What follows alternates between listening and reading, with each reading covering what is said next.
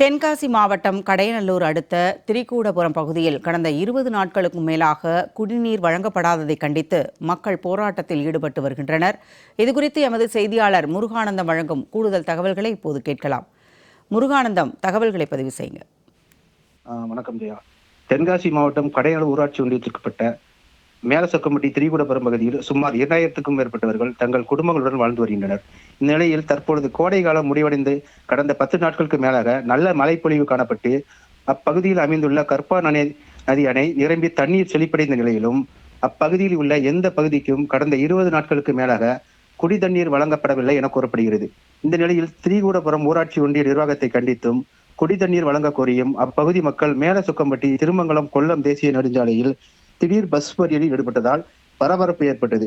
இதனால் திருமங்கலம் கொல்லம் தேசிய நெடுஞ்சாலையில் சிறிது நேரம் போக்குவரத்து பாதிப்பு ஏற்பட்ட நிலையில் அதனைத் தொடர்ந்து தகவல் அறிந்து சம்பவ இடத்திற்கு வந்த சொக்கம்பட்டி காவல்துறையினர் அப்பகுதி மக்களிடம் பேச்சுவார்த்தை நடத்தி பஸ் மறியலில் ஈடுபட்டிருந்த பொதுமக்களை கலைந்து போக கூறிய நிலையில் அப்பகுதி மக்கள் கலைந்து சென்றனர். மேலும் அதனைத் தொடர்ந்து சம்பந்தப்பட்ட ஊராட்சி மன்ற அலுவலர்கள் அப்பகுதி மக்களிடையே பேச்சுவார்த்தை நடத்தி வருகின்றனர் என்பது குறிப்பிடத்தக்கது. ஜெயா, போராட்டம் குறித்தான விவரங்களோடு இணைந்தமைக்கு நன்றி முருகானந்தம்.